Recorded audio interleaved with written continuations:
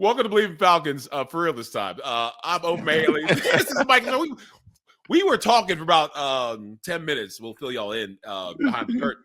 And we didn't press record. Like literally, we one of those situations where there's no film in the camera. Right, Here just talking and talking and talking. Right.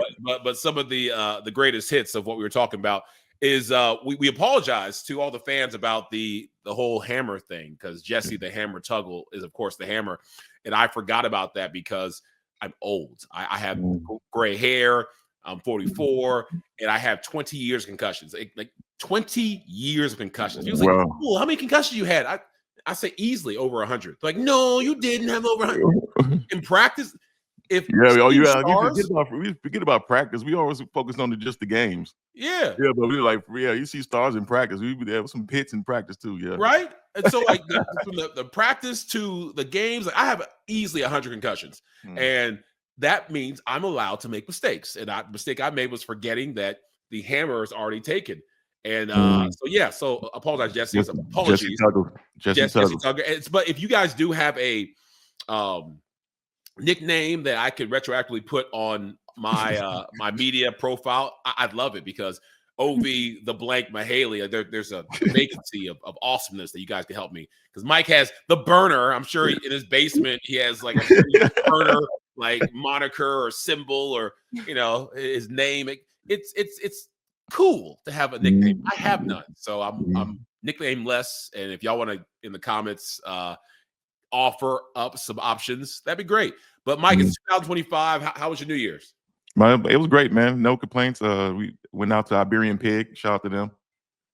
Had a good dinner there, and it was there for the countdown. And actually ran into some old friends stuff there too. So it was great. It was great. All right, good stuff. You got any New Year's resolutions? Nah, man, we talked about that.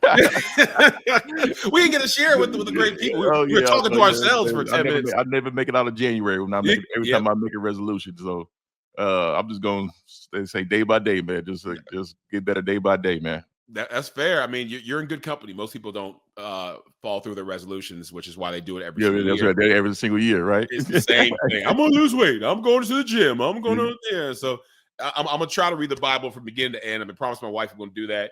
And myself, my Jesus, that I'm going to get it done. This year, I'm going to get it done. Beginning to freaking end. I'm going to try. I'm going to do my best. That, and I have this thing where I'm going to be 45 this year. I'm going through a nice midlife crisis, buy my red sports car.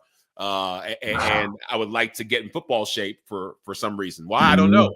I want to see if at 44, 45. Hold on. So let me get this straight. Yes. You want a nickname?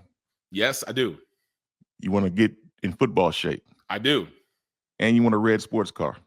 Possibly. Yeah, that's what people in midlife crisis do. Yeah, I mean, you're in the thick of it. I mean, I see. I'm not going through menopause. I'm not going through the change. I just like feel like I'm almost halfway there, Mike. Like, I'm about to be like old. Like I should like be a billionaire or control the world or have created some great change. And you gonna put your nickname on your license plate? Yes, I am. I have some 80s music in the background. Born to be wild. There's Ferris Bueller or something. No, I'm okay. I'm all right. I just want to get better every day. Like just like football, get a little bit better every single day. We're definitely gonna give you guys a better podcast show in 2025. Definitely. Okay, me and Mike have been working on it. See, I got a little background. It's don't look outside the background, but background. Mike is still in his witness protection program, but he's gonna figure out a background and show off his jersey or something. We're figuring this out. Like we got mics and stuff, but hey, don't come for us. We are doing the best we can. We forget things and people's names and Young Ho Koo and Young Wei Koo. We know this now. All right, gotcha.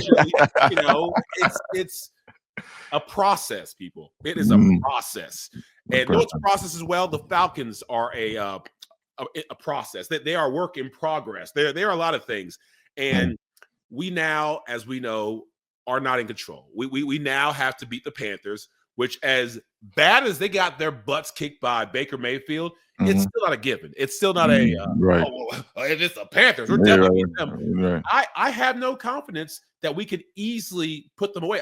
I think we should win, but it's not going to be easy just because we like to make things exciting for our fans. So we talked earlier. Yeah. That's a good word for exciting. We talked earlier before we got on camera that these fans, we now understand a little bit better about what fans have gone through. Again, when we were playing, like, tighten up, fans, stop crying, and it's no big deal. But to watch a team grab defeats out of jaws of victory so many times, over and over, playoffless, and as stacked as potential filled, and with all the pieces we have to still not get it done, it's mind numbing. And so, sorry, on behalf of the Falcons franchise and the players, everyone that is involved, we appreciate your love. And we apologize for the ups and downs and the downs and the downs, the ups and the more downs that we put you through because, not us this time, but as an organization, we put you through. But I meet so many diehard Falcon fans all the time, Mike, that I won't say don't care, but regardless, are still down for the Dirty Birds. And we appreciate them because we know that it can be difficult sometimes. And this is one of those times because we should have been locked in the division champion position. And we should have had the playoffs been on our mind right now and been like resting players this week. Resting players to the Panthers. I mean, it's the Panthers. It's a nice, easy warm-up before the playoffs. We're not worrying about this because they don't want to win either. Right. And I'm sure the players don't want to embarrass themselves, but they also aren't going all out for a team that has nothing to really play for. Right. The contract year guys, maybe the practice squad guys who are getting a chance, but the majority of the guys, they just want to not look bad. Not look good. And I'm not going to say it's rigged. I'm not going to say people lose games intentionally, but coaches, I feel like, even the coaches, they don't, unless they know their job is guaranteed, I don't feel like they would potentially or purposely just throw games. But it's weird sometimes because they put people in places or positions to where, like, are you really trying? Are you really trying to win this game? I think the Panthers are no rush to win, and this should be an easy game. But for some reason, division games, you can never count your opponent out. Never can count them out, and you never know what they're thinking over there. They want to have the young quarterback look good going out. Bryce Young, they want to look something to look forward to the next season. You know what I'm saying? Yep. So I never been in this position like this before. Like, I feel like every season I had a chance to be in the playoffs coming into the last week. That's nice. Maybe my second year when I got hurt, I was hurt, so I didn't play. You know what I'm saying? So I don't know what it feels like to go out that locker room and like knowing like, all right, this is the last game of the year. I just want to not get hurt, 1, 2, 3, Cancun. Let's go. Right. Because you don't want to be stuck going to the training room and stuff during the off season. That's the worst. But yeah, let's go. We'll see, man. Like you said, it's not a given, and we gotta pray for some help from the Saints, a team that we hate. Now, how are they going to? Now that's the flip side. How are they going to play going into Tampa? They got something to prove? Do they got something to fight for to even think about helping us get into the playoffs? You know what I'm saying? We talked about this last podcast. I just feel like they may be so petty that they may say, you know what? Nah, we ain't gonna win this and put those guys in the playoffs. No, as much as we hate the Bucs, we hate the Falcons more. This is a messed up situation, man. It's really petty because we have to cheer for a team that we really don't like. It's just a very unfortunate circumstance that we're in, and I will be glued to both TVs to see. Are we playing at the same time? Yeah, we playing at the same time. I had to check. Yeah, because watching both TVs to see how we're doing. Actually, I can't watch the TVs. I'll be at the game. I'm doing some fun handshaking and baby kissing. Are you gonna be in the suite? Yeah, I think so. Our friend Shayla's got me in one of these suites, shaking hands, kissing babies. So you might be able to see they might there you have go. the Saints game on in the suite. Yeah, we might get a little bit of love. But like when you think of this game, it's actually tailor-made for us to get the W. We just can't do what we've done so many times and find ways to lose when we have everything laid out in front of us. Bijan is still quietly having one of the best seasons. I think Pro Football Focus had Bijan like above Saquon Barkley. Like it was like Derrick Henry and Bijan. Yeah, about as far as his effectiveness and his efficiency. Like the man has the ability to make something out of nothing, and it's always, even not having the size of Tyler Algier, he's finding ways to get between the tackles and knock people down and lean forward and turn a 2-3 yard game to a 5-6 yard game consistently. So he's having a great year. Great year. 1,700. He's passed 1,700 yards from scrimmage. I've seen that somewhere. Shoot, like actually, I think he's one of the Pro Bowl snubs, because who got in there? I think it was Jahmyr Gibbs and Josh Jacobs got into the Pro Bowl, and I think he's much better. He's gonna finish the season around 2,000 yards, 13 touchdowns, and it's just, he deserves to be in the Pro Bowl. Period. And that's how well he's played for us. And the Panthers have one of the worst rushing defenses out there. And again, they got eviscerated by the Bucs on the ground, in the air, and we should have Michael Penix having at least a great day, a great foundation to build for next year. Right. Just because 4, 5, 6 touchdowns. I don't know. They threw a bunch of touchdowns last year against that defense, and I don't see them getting better from last week to this week. Right. So we'll see, man. I hope they want to go out with a bang, the Falcons, and hope for the best, man. Got to hope for the best. I still got a little bit of hope that we're gonna make. You on that hopium? You on that hope drug? That hopium? Hey, the bet online that had us at 9.5. I'm talking about the wins for the season. We're not gonna get 10 wins that way during the regular season. So bet online, I would have bet everything on 10 wins, man. 9.5. What, right? The over under was 9.5. I would have bet everything on the over. I'm realizing that I think it's official. I think we lost the bet against your boy Lorenzo. He's gonna pop in and say, "Hey, I got you." Guys get crazy. Right. No, Lorenzo, block him. Right, he's not gonna pop in.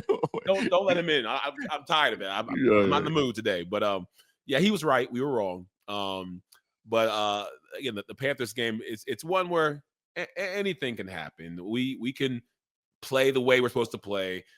We can rise to the occasion. We can put out a good show, so we at least have something good to work on.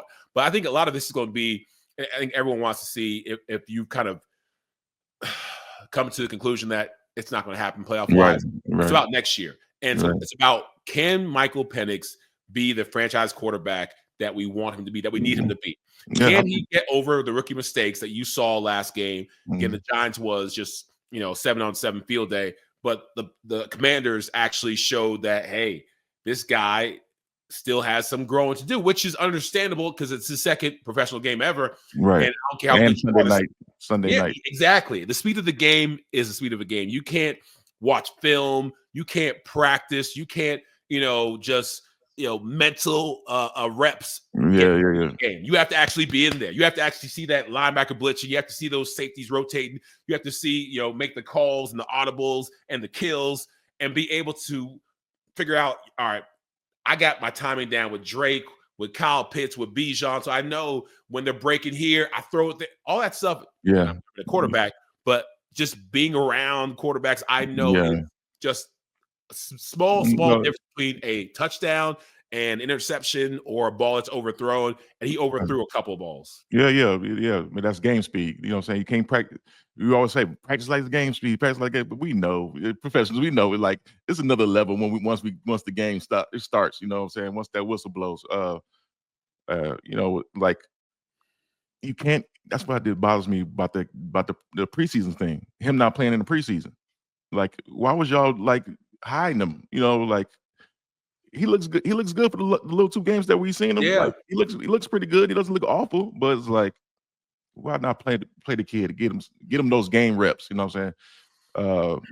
You can watch Kirk all you want and get mental reps all you want, but you got to be in there, man. You got to be in the war. So, but here we are now, man. We're in this position. Yeah. Remember we were 6-3. Yeah. Oh my gosh. 6-3, and we won't wax poetic about 6-3. We did that last time, but man, it's just like, and the team, we got talent. I mean, like I mentioned, Bijan should be in the Pro Bowl. But let's see. I mean, congratulations. I think Chris Lindstrom actually made the Pro Bowl, and I don't even know. Debates make it. No, Cordell. Well, not first team. I think they're still going to announce second team. But Cordell Hodge made it for special teams, which I'm happy. I think he blocked what was it 1-2 punts the other game? Like against the Raiders. Crazy. Yeah, like, he's going crazy. I haven't seen what he does on and special teams. That's my thing. You didn't have to play special teams in Atlanta. Did you play San Diego? Yeah, San Diego. Yeah, What'd you play? Kick return. Really? I was the up man on punt. I had to, you know what I'm saying? Really? Yeah. Okay, I guess me knowing you, like in the Falcons, you never play special teams, right? No. You're a pretty humble guy. But I can see the look you would give, especially coordinator, and say, "Hey, Mike, need you run a kickoff?" You're like, yeah. I wasn't even on the hands. I wasn't on no special. I wasn't even on the hands team. Nothing. Because you are Michael Turner. I get it. Even though I was Ovie Mahaley, fullbacks, because we don't get as many plays as I would like, we have to be Swiss Army knives. And so I was on the kickoff team, kickoff cover team, kickoff return team, punt return team. Right. Only thank God they gave me a break for a field goal. I hated field goal. I hated being that wing guy. My arm broken every single time they're out here. Hated it. So I know how hard special teams is. I know and respect the Coy Wires of the world and the Cordell Hodges who do everything. They're trying to show, hey, I'm good enough. Maybe you don't give me a chance at wide receiver, even though, I don't know, it was the Eagles game. He had one game early in the season where he was the hero. He took a pass, took it up the middle, and broke it, and it was Kirk Cousins and Cordell Hodges. That might have been against the Bucks. Or Bucks, yeah. And it was a come back from behind. It was a great play, but going to the Pro Bowl for him, super excited for him. Yeah. But we also had Jesse Bates, one of the best players, should have been there. AJ Terrell, great season. He locked down a couple of big-time wide receivers against Commanders. I think Terry McLaurin didn't do anything because AJ Terrell was on it. So AJ started kind of a little rocky, but had a great second half of the season. We have so much talent. That's the thing. Right. So much talent, so many great players. This was supposed to be our year, and we are just smoking on that hopium. I'm just trying just hoping and praying that the Bucks lose and the Saints win. And that's a really sad place to be in. I don't know how I feel about that. I know that's what I was saying. It's nothing like controlling your own destiny, man. Yeah. And we had it. And we had it like multiple times this year, and we fumbled it. No pun intended, but pun intended. So it's gonna be dreadful. It's gonna be sad Sunday, I guess. I don't know. Or it's a miracle. A New Orleans miracle. Christmas miracle's gone. We need a Nolans miracle. You're right. So that's what we're praying for. So we'll see. We'll see Sunday, man. We'll see Sunday. All right. Well, we're going to switch to something else. We'll see. But hopefully this will not be our last preview show for Believe in Falcons. Hopefully we can talk about our playoff game against somebody else. Right. It's just fun. It sounds fun just saying it. Preparing for our playoff game because it's been 7 years since we've actually talked about any playoff preparation. Right. We'll see, but if it's not, we'll do one last show to exit the season, and then we'll figure out what we're going to do as far as talking football because I've enjoyed this, Michael. 2025, it's a opportunity to do some new things. It sounds crazy futuristic. Like I thought it'd be flying cars by 2025, but it's here. Cars that drive themselves, like my Tesla, but no flying cars. But I'm just happy and excited about what we can do with our new quarterback with all this talent. No, guys, they're not getting rid of Raheem. No, they're not getting rid of Eric Barker. You're upset. But I don't know if you saw how long they kept Mike Smith and Dan Quinn and Arthur Smith ain't trying to jump around. No, he's not. Everywhere. He's not. Raheem's a good coach. Yes, he made mistakes with the clock. Yes, his clock management wasn't ideal. Even he said that I could have done some things better. That's admitting that he made a couple mistakes. Yeah. But as a coach, I think he has the Dan Campbell effect. It can help this team be better than they already are and bring everybody together. He's the type of coach you want to fight for, you want to play harder for. And Terry has brought some great pieces to the table. Everyone's saying, Kirk Cousins messed up. It was a bust. Get Terry Faulkner out of there. No. And Terry, we trust. Like he's brought Arnold Ebiketie, our defensive line, like before we get out of here, like the pass rush, we got to give them some love. Right. It's something The that, last few weeks, yeah, give them some love. Last few weeks, they've been on it. They've been on point. And that's the pass rush we was looking for in the beginning of the season. Yes. So we had like 2 sacks, like first 12 games or something crazy. Like 5 sacks against the Commanders last week. Even in that loss, 5 sacks. Right. Three or more sacks in the last 5 games, I think was the stat was. Yeah. And don't quote me on that, but we have been running wreckshod, just rampant, whatever the word is. We've been doing our thing on defense, and it's the same players that people said couldn't get it done, didn't have the talent. Judon stepping it up. I'm curious to see what they do with his contract next year. But it's good to see us becoming more balanced. And what we were missing in that middle important stretch was a quarterback. Defense getting better. Run game has been fantastic. We had our boys in the DB, Jesse Bates and Justin Simmons out there doing well. If we can bring it all together, we can be a dangerous team. So we'll see what happens against these Panthers. We'll stay on that hopium for the Saints Bucks game, and you're right. And we're gonna go live. We're gonna go live after the game too. Yeah. Win or lose, we booze. I mean, win or lose, we're gonna talk about this because we're gonna go live. We're gonna get some comments going, get some questions answered, get y'all feelings on the season. If it's over, some final thoughts. Y'all final thoughts on the season. So y'all tune in Sunday after the game.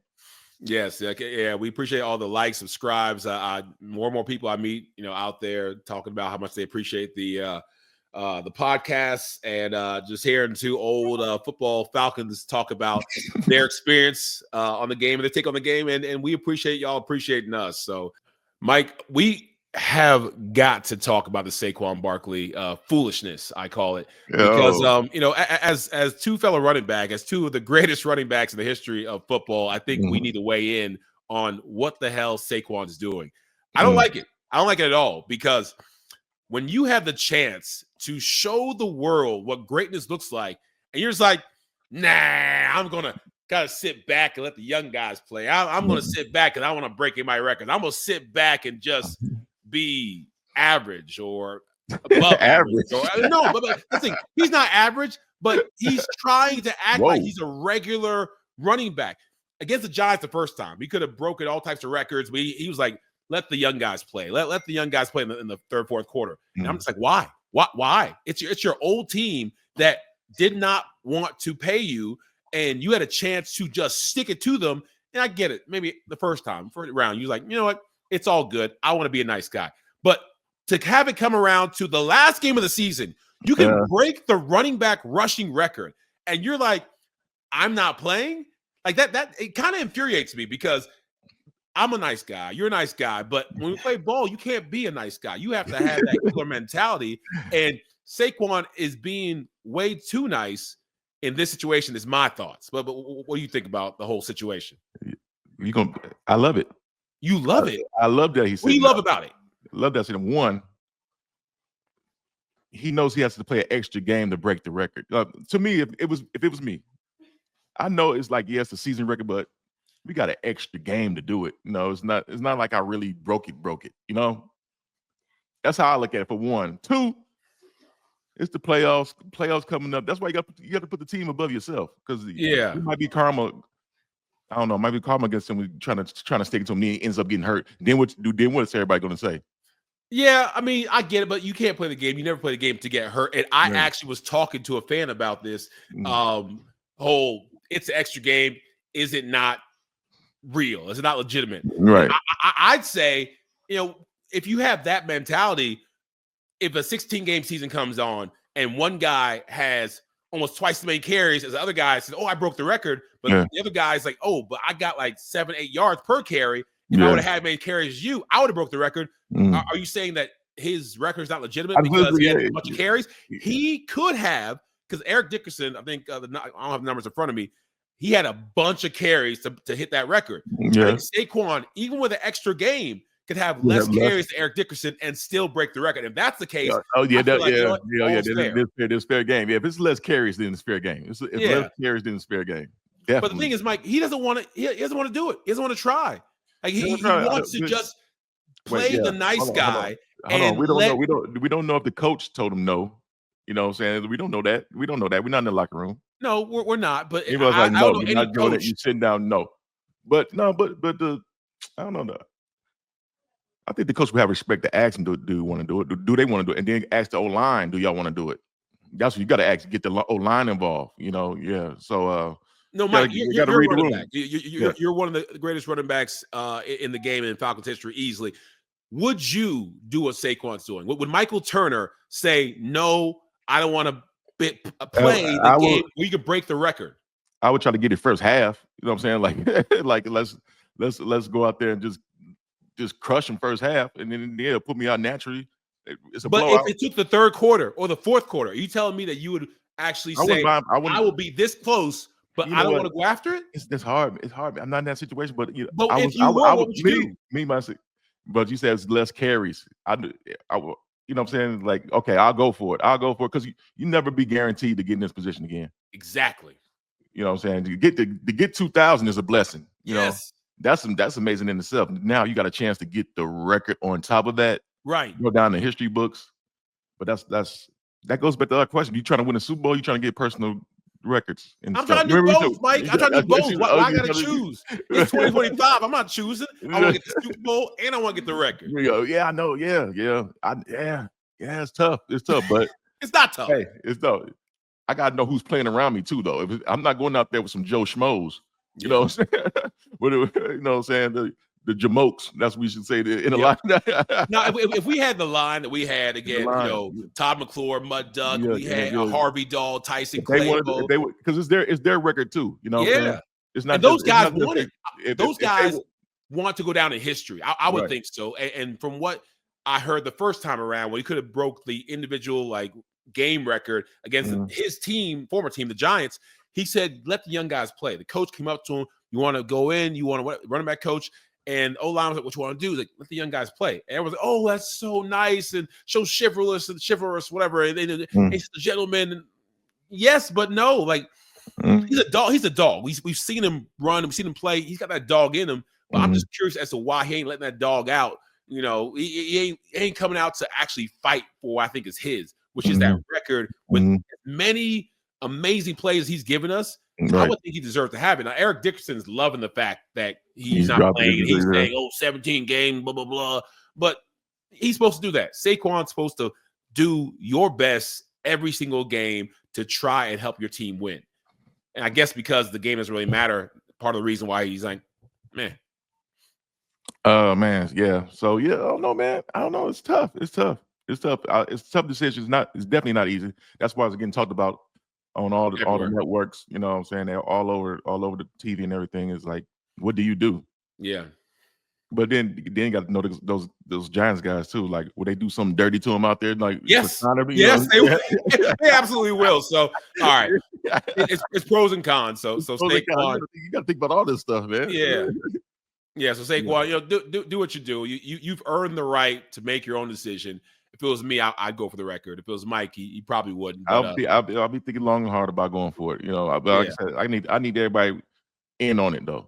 Like, we got to talk about in the locker room what y'all want to do. Let's go out there and crush these boys. Because once we line up, we're not scared to get hurt. It's just like, are we going to put the effort out there to really do this? We're not going to be lollygagging around, playing around. Let's go out there and do it. You know what I'm saying? We don't need 101 yards or something like that. Yeah, something stupid. Like 120, 140. It's doable. He can break it like that. He can break it like that because he can just pop a long one. You know what I'm saying? He's a home run hitter, so he can definitely just pop a long one and get going. And because their season over, they trying to let's go back to Tampa and New Orleans game. Say New Orleans trying to lose. They're not trying to win for real. We don't know. We don't being in this situation. We don't know how they feel. What's their effort going to be like? Are they just saying 1, 2, 3 Cancun already? You know what I'm saying? So that's what it is. All right, we'll see. We'll watch the game and see what happens. But against the Giants though, getting hoisted up against the Giants in front of what's the Namara family, right? That'd be epic. That'd be one of the biggest. Let them go. And they had that Hard Knocks too. The discussion of letting them go. See, I got to go back and watch that and see what was they saying about him. My pride and my ego would not allow me. If it was any other team, maybe I let it slide. But It's this the team, Giants. Yeah, this yeah, team, yeah. this GM, this Yeah. ownership, Where is it at? I'm Is it going in to New York give or in them Philly? I everything they don't know can where handle, it's at. Mike. I hope it's in New York. So you know what I'm saying. Well, I think it don't matter now because he's going to be on the sideline relaxing. Yeah, And yeah. again, if that's what he wants, he's earned the right to do that. So congrats, Saquon, on almost breaking the record. Yeah, congratulations. Amazing season. Oh, it's in Philly. The game's in Philly, so yeah. So it would have been sweet if it was in New York, but he's not playing, so it doesn't matter. Yeah, it doesn't matter. All right. Yeah.